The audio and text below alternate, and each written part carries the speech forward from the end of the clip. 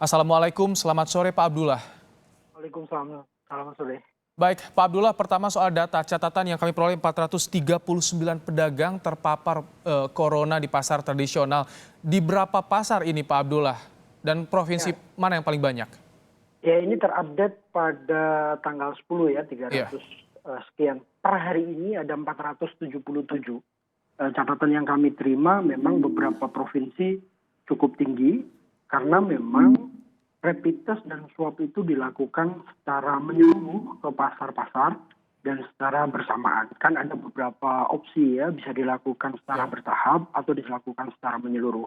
Dari 477 itu yang meninggal teridentifikasi 27 orang. Yang meninggal. Nah, memang sebarannya berbeda. Ada kurang lebih sekitar 93 pasar yang sudah melakukan rapid test dan swab yang teridentifikasi positif. Dan ini ada beberapa klasifikasi pasar yang cukup tinggi penyebarannya. Di wilayah mana Pak?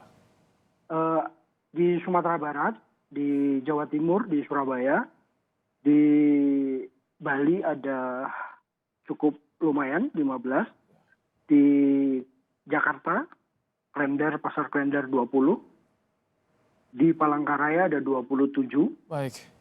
dan seterusnya. Pak Mansuri, hanya ada 93 pasar tradisional yang dilakukan tes, entah itu tes cepat ataupun juga tes swab. Apa yang didorong IKAPI kepada pemerintah di daerah untuk tes ini? Betul.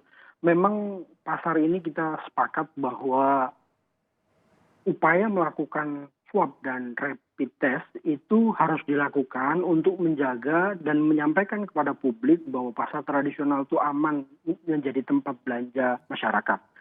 Ini kita dorong secara terus-menerus agar pedagang dan pembeli bisa berdisiplin melakukan protokol kesehatan dengan baik.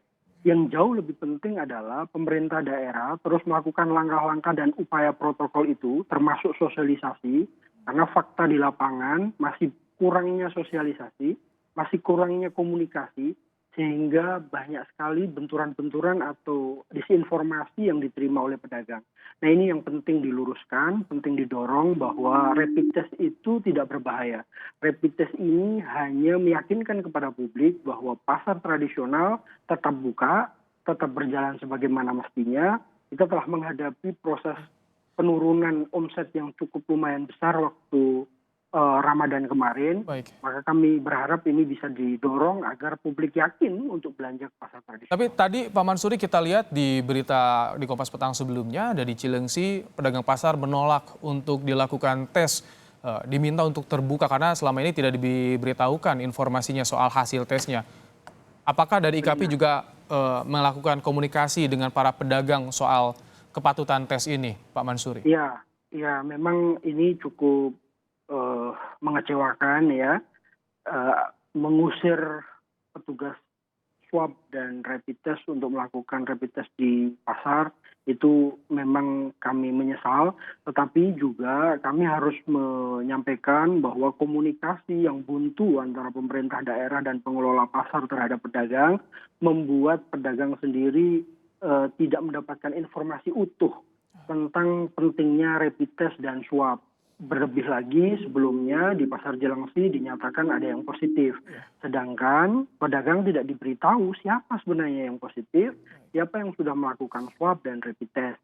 Ini yang harus dan terus dilakukan. Komunikasi antara pedagang dan pengelola pasar melalui paguyupan-paguyupan, melalui kelompok-kelompok blog ya, itu harus dilakukan secara terus-menerus. Sosialisasi, komunikasi harus dari hati ke hati Baik. untuk memberikan informasi yang benar Baik, terhadap pedagang. komunikasi, sosialisasi harus terus dilakukan agar pedagang juga bisa taat untuk melakukan tes. Catatan IKAPI, di wilayah mana yang sebetulnya pasar tradisional yang sudah menjalankan protokol kesehatan dengan baik? Pedagangnya patuh untuk mengikuti imbauan dari pemerintah daerah dan juga pengelola pasar, Pak Mansuri.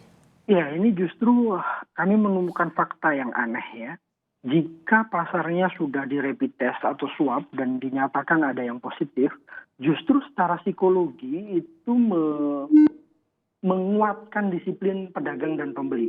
Jika seperti di Pasar Raya Padang contohnya, Iya. begitu dinyatakan ada yang positif, dan pemerintah daerah melakukan protokol kesehatan dengan baik, mensosialisasikan dengan baik. Contoh, begitu pedagang sudah di rapid test negatif, maka di kiosnya ditempel bahwa pedagang ini negatif COVID-19. Ini justru meningkatkan kedisiplinan pedagang, meningkatkan kedisiplinan pembeli untuk menggunakan masker contohnya. Di beberapa pasar banyak kami catat, termasuk pasar Salatiga, melakukan zonasi jarak antara pedagang satu dengan pedagang yang lain, menata lapaknya di luar pasar, di daerah terbuka, dan itu kami berharap bisa dilakukan di DKI Jakarta karena ada informasi Pak Gubernur akan menjalankan genap ganjil. Ganjil genap, iya. Iya, saya rasa itu alternatif terakhir. Lakukan langkah-langkah pendekatan dengan pedagang, protokol kesehatan dilakukan. Jika memang pasarnya itu teridentifikasi ada yang positif, langkah itu boleh dilakukan. Tapi kami berharap tidak sampai pada penutupan ya, karena protokol kesehatan belum dilakukan dengan maksimal di pasar-pasar. Baik, nah tadi kami mendapatkan informasi bahwa sudah ada pasar yang ditutup dan itu pedagang banyak yang tidak mengetahui. Jadi apa sebetulnya yang disuarakan pedagang kepada IKAPI soal kebijakan dari pemerintah daerah yang berbeda-beda tergantung daerah, termasuk Jakarta soal ganjil genap dan juga penutupan sementara? Ya, memang saya harus akui bahwa Kementerian Perdagangan tidak mengeluarkan surat edaran secara komprehensif ya. Surat edaran pun disampaikan di poin 3 disebutkan bahwa ada pembatasan jam operasional. Ini menurut kami juga masalah yang berat dan kami terus melakukan koordinasi jangan sampai ada pembatasan jam operasional. Karena kalau dibatasi jam operasional orang akan menumpuk di jam-jam tersebut. Dan kami meminta kepada pemerintah daerah tetap menjalani protokol kesehatan tanpa menggunakan kebijakan genap ganjil. Itu pilihan terakhir. Dan hal yang paling penting dilakukan adalah bagaimana komunikasi antara pengelola pasar, dalam hal ini PD Pasar Jaya kalau DKI Jakarta, kalau di daerah-daerah lain Dinas Pasar, itu bisa berjalan efektif dan baik dengan pedagang. Ini yang tidak dilakukan dengan baik. Panggil kelompok-kelompok pedagang, panggil paguyuban atau ketua-ketua blok, untuk diajak diskusi pentingnya menjaga agar pasar tradisional tetap aman dari kluster COVID-19. Tapi nyatanya ternyata di pasar tradisional banyak yang tidak patuh jaga jarak, tidak menggunakan masker juga semrawut. Nah artinya Anda melihat apakah harus ada aturan yang baku dari pemerintah pusat agar serempak semua daerah menjalankan aturan ketika salah satu pasar tradisional terpapar COVID-19? Harapan kami awalnya begitu, karena memang tidak dilakukan sehingga kami, organisasi pedagang, menyampaikan edaran sendiri tentang pentingnya menjaga pasar agar tetap bisa dikunjungi dengan normal dan baik. Tetapi pemerintah daerah juga mempunyai kebijakan yang berbeda tentang penanganan pasar tradisional menghadapi COVID-19.